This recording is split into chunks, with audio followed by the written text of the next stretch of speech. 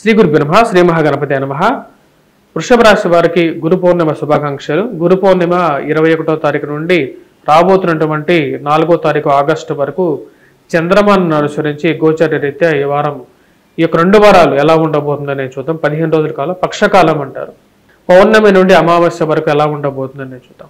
ఈ యొక్క 15 రోజుల కాలంలో మనం గమనించినట్లయితే ముఖ్యంగా గురువు యొక్క స్థితి అనేది కుజుడితో కలవటం అనేది జరిగింది. వృషభ రాశి వారికి 10 స్థానాల్లో ఉంది. అదేవిధంగా రాజ్యస్థానాల్లో శని వక్రత్వంలో ఉన్నాడు. మరియు అదేవిధంగా ఈ రాశి వారికి వచ్చినప్పటికీ కేతువు చతుర్థంలో, పంచమంలో కేతుగ్రహ సంచారం అనేది ఉంది. పంచమంలో కేతుగ్రహ సంచారం, అదేవిధంగా బుధుడు, శుక్రుడు, రవి కలిసినటువంటి యోగం అనేది తృతీయంలో ఉన్నదన్నమాట. రవి యొక్క మార్పు అనేది తృతీయంలో జరగటం జరిగింది. శుక్రుడితో కలవటం 31వ తారీఖున శుక్రుడి యొక్క మార్పు అనేది జరుగుతుంది.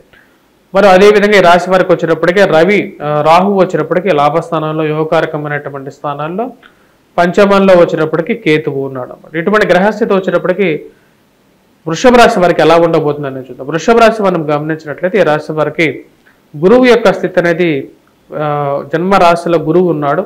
జన్మరాశిలోకి వచ్చినప్పటికీ కుజుడు ఉన్నాడు అనమాట. కుజుడు గురువు ఎప్పుడైతే జన్మరాశిలో కలిసి ఉంటాడో కొంచెం అనుకూలమైనటువంటి ఫలితాల కన్నా వ్యతిరేకమైనటువంటి ఫలితాలు కూడా వస్తాయి. కానీ ఈ రాశి వారికి వచ్చినప్పటికీ లాభస్థానంలో రాహు వచ్చినప్పటికీ యోగకారకమైనటువంటి స్థానంలో ఉండటం అనేది అనుకూలమైనటువంటి ఫలితాలు ఎక్కువగా ఇస్తుంది. అదేవిధంగా తృతీయంలో ఉన్నటువంటి శుక్రుడు, రవి వచ్చినప్పటికీ యోగకారకులు అన్నమాట. అంటే ఉద్యోగ సంబంధితమైన విషయాల్లో వీరికి అనుకూలమైనటువంటి ఫలితాలు ఇస్తుంది. ఉద్యోగ ప్రయత్నాలతో పాటు దూర ప్రాంత ప్రయాణాలు జరగటం అనేది అనుకూలించేటువంటి ఒక ఆస్కారంగా గోచరిస్తున్నది. రాబోతున్నటువంటి 15 రోజులు ఈ రాశి వారికి అనుకూలంగా ఉండే విధంగా ఉంది. ముఖ్యంగా ఉన్నత స్థాయిలో ఉన్నటువంటి స్త్రీ పురుషులతో సత్సంబంధాలు పెరగటం అనేది ఒక సానుకూలం. సన్మానాలు జరగటం, పేరు ప్రఖ్యాతులు రావటం, మీరు చేస్తున్నటువంటి పనికి, మీరు పనిచేస్తున్నటువంటి ఆఫీసెస్లో కానీ లేకపోతే కార్యాలయాలు ఏవైతే ఉన్నాయో వాటిలో ఒక రకమైనటువంటి గుర్తింపు పొందటం, అదేవిధంగా పెద్ద స్థాయిలో ఉన్నటువంటి వారు మిమ్మల్ని మెచ్చుకోవటం అనేది కూడా మీకు అనుకూలంగా ఉంటుంది. తండ్రి గారితో సత్సంబంధాలు ఏర్పడటం అనేది ఒక మంచి అనుకూలమైనటువంటి ఫలితంగానే చెప్పచ్చు. అదేవిధంగా ఉద్యోగపరంగా కూడా ఉన్నత స్థాయిలో ఉన్నటువంటి స్త్రీ పురుషులతో, హైయర్ ఆఫీషియల్స్తో వీరి యొక్క కలయిక జరగటం, ఆ కలయిక ద్వారా మరి అదేవిధంగా రాజకీయ నాయకులతో సత్సంబంధాలు ఏర్పడటం అనేది మీకు మంచి ప్రతిఫలాన్ని ఇస్తుంది అని చెప్పి మీరు ఆశించగలుగుతారు అన్నమాట. అటువంటి స్థితిలోకి వెళ్ళగలుగుతారు. మరి అదేవిధంగా విదేశాన్ని ప్రయత్న సంబంధితమైన విషయాల్లో కూడా తృతీయంలో ఉన్నటువంటి శుక్రుడు, రవి ఇద్దరు యోగకారకమైనటువంటి గ్రహాలుగా చెప్పచ్చు. 22వ తారీఖు నుండి బుధుడు, చతుర్థంలో ఉన్నటువంటి బుధుడు వక్రత్వంలోకి వెళ్ళబోతున్నాడు. వక్రత్వంలో ఉన్నటువంటి బుధుడు, అదేవిధంగా శని కూడా యోగకారకమైనటువంటి స్థానంలో లేకపోయినప్పటికీ కూడా బుధుడు యొక్క యోగకారకమైనటువంటి ఫలితం మీకు పొందగలుగుతారు. ఈ రాశి వారికి వచ్చినప్పటికీ ఉద్యోగ ప్రయత్న సంబంధితమైన విషయాలు అనుకూలంగా ఉంటుంది. నూతన వ్యాపార ప్రయత్నాల్లో కూడా సానుకూలమైనటువంటి ఫలితాలు పొందగలుగుతారు. మరి మిగతా విషయాలు చూసుకుంటే సంతాన సంబంధితమైన విషయాలు ఈ రాశి వారికి కొన్ని కష్టాలు అనేవి ఎక్కువగా ఎదురవుతూ ఉంటాయి. దానికి ముఖ్య కారణం వచ్చినప్పటికీ ఎక్కువగా జన్మరాశిలో ఉన్నటువంటి గురువు, ఎప్పుడైతే గురువు జన్మరాశిలో ఉంటే ఆరోగ్యపరంగా కొన్ని అనుకూలత, అదేవిధంగా కొన్ని ప్రాబ్లమ్స్ కూడా ఎదురవుతూ ఉంటాయి. ఎందుకంటే జన్మరాశిలో కుజుడు కూడా ఉన్నాడు కాబట్టి కుజుడు జన్మరాశిలో ఉన్నప్పుడు ఆరోగ్యంలో కొన్ని ప్రభావాన్ని చూపిస్తూ ఉంటాడు. ఆ విషయాన్ని జాగ్రత్తగా ఉండాలి. పంచమంలో కేతువు కూడా కొన్ని కష్టాలు కలిగిస్తాడు. జన్మరాశిలో ఉన్నటువంటి కుజుడు చతుర్థాన్ని చూస్తుంటాడు కాబట్టి అది కొంచెం ప్రతికూలమైనటువంటి ఫలితాలు ఇస్తుంది. కుజుడికి 2 దృష్టులు ఉంటాయి. త్రిపాద దృష్టి అంటారు. ముందుగా వచ్చేటప్పటికి చతుర్థాన్ని, దాని తర్వాత 2వ పాదం వచ్చినప్పుడు అష్టమాన్ని చూస్తాడు అన్నమాట. చతుర్థాన్ని చూస్తున్నప్పుడు తల్లిగారి ఆరోగ్య సంబంధితమైన విషయాల్లో మరియు అదేవిధంగా ఆరోగ్యపరంగాను, సెల్ఫ్ డ్రైవింగ్లోనూ కష్టాలు ఇస్తాడు. అష్టమంలో కుజుగ్రహ దృష్టి పడినప్పుడు ఏమవుతుందంటే వైవాహిక జీవితంలో కొన్ని కష్ట నష్టాలు కూడా కలిగిస్తూ ఉంటుంది. భార్యాభర్తల మధ్య సయోధ్య విషయంలో తగు జాగ్రత్తలు అనేది తీసుకోవాలి. ఆరోగ్యపరంగా కొన్ని చికాకులు అనేవి కుజుడు జన్మరాశిలో ఉన్నప్పుడు కలిగిస్తాడు.